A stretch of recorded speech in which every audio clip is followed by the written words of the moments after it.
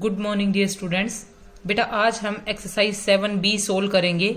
इसमें एक्सरसाइज में जितने भी क्वेश्चन है वो हमारे इक्विवेलेंट फ्रैक्शंस के हैं।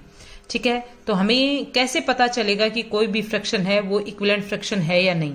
जैसे आपको दे दिया 2/4, ठीक है, इधर आपको दे दिया 4/8।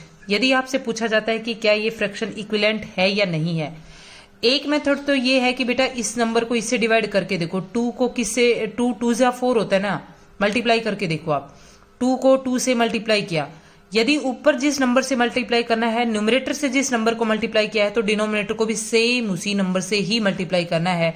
यदि उसके इक्वल आ रहा है तो वो उसके इक्विवेलेंट है, अदरवाइज वो उसके इक्विवेलेंट नहीं है। 2 2 जा 4, 4 2 जा 8। तो 2/4 और 4/8 ये कैसे फ्रैक्शंस है? इक्विवेलेंट फ्रैक्शन है।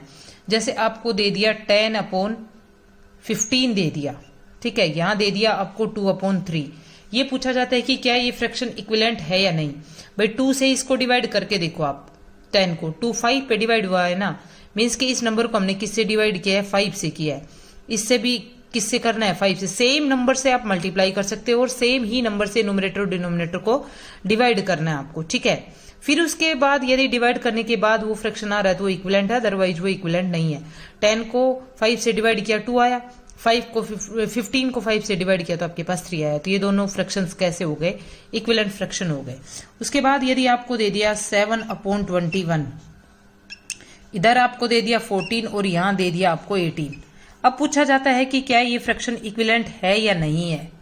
तो इसको तो हमने 2 से मल्टीप्लाई किया तभी आया ना, तो इसको 2 से मल्टीप्लाई करेंगे तो 42 आना चाहिए ना। लेकिन यहाँ हमें क्या दे रखा है? 18 दे रखा है। तो ये कैसे फ्रैक्शन नहीं है?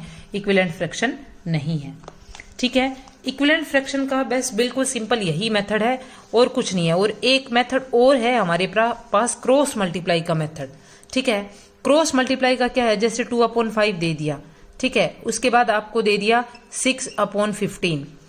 तो क्या करना है इस मेथड से? आपको क्या करना है, यहां जो न्यूमरेटर है इसको इसके डिनोमिनेटर से मल्टीप्लाई करना है, ठीक है। यहां जो न्यूमरेटर है इसको इसके डिनोमिनेटर से मल्टीप्लाई करना है। यदि ये दोनों इक्वल आते हैं, ये 30 आया और ये भी क्या आ गया आपके पास? 30 आ गया। यदि ये दोनों इक्वल आते हैं तो ये दोनों फ्रैक्शन इक्विवेलेंट है, अदरवाइज ये फ्रैक्शन इक्विवेलेंट फ्रैक्शन नहीं है। देखिए जैसे आपको दे दिया 2/7, यहां 4/9 दे दिया आपको। फिर क्या करोगे? क्रॉस मल्टीप्लाई करके देखोगे आप। 2 को किससे मल्टीप्लाई किया आपने? 9 से। और 4 को किससे किया? 7 से। 9 2 जा 18 हो गया और 7 4 जा 28। ये दोनों इक्वल नहीं आए ना, तो ये दोनों फ्रैक्शंस क्या नहीं है? इक्विवेलेंट फ्रैक्शन नहीं है।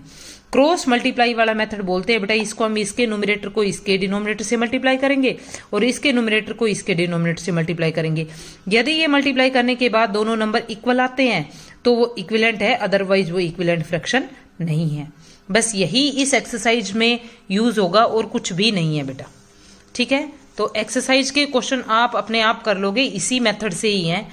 देखिए फर्स्ट है circle the equivalent fraction each of the following. भाई 3/4 है, ठीक है। 3 2 जा 6, 4 2 जा 8। तो ये फ्रैक्शन ये इसका इक्विवेलेंट है। 3 3 जा 9 और 4 3 जा 12, ये भी इक्विवेलेंट है। 3 4 जा 12 और 4 4 जा 16 आना चाहिए ना यहाँ पे, लेकिन यहाँ क्या है हमारे पास? 15 है। तो ये दोनों इक्विवेलेंट फ्रैक्शन नहीं है। तो इक्विवेलेंट फ्रैक्शन कौन से हो गए? 3/4, 6/8 और 9/12 हो गए, ठीक है। ऐसे ही इनमें कर लेंगे आप, सर्कल करना है।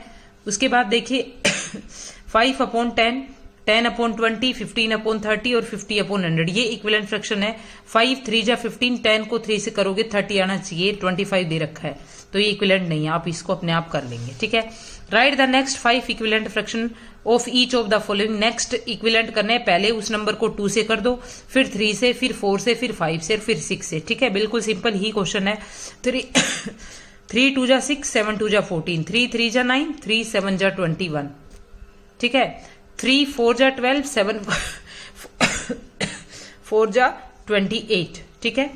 3 5 जा 15, 7 5, मतलब न्यूमरेटर और डिनोमिनेटर को सेम नंबर से मल्टीप्लाई करना है आपको, ठीक है। तो इक्विवेलेंट फ्रैक्शन आ जाएगा। सेम क्वेश्चन ये भी ऐसा ही है।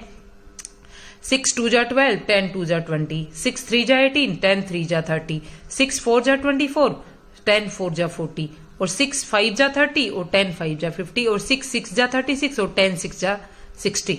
बिल्कुल सिंपल क्वेश्चन है। आपको पहले उस नंबर को 2 से ऊपर नीचे न्यूमरेटर और डिनोमिनेटर को मल्टीप्लाई कर देना है, फिर उसके बाद 3 से, फिर 4 से। न्यूमरेटर और डिनोमिनेटर दोनों को ही मल्टीप्लाई करना है, तो सेम नंबर से यदि मल्टीप्लाई करते हो तो उसका इक्विवेलेंट फ्रैक्शन ही आता है आपके पास।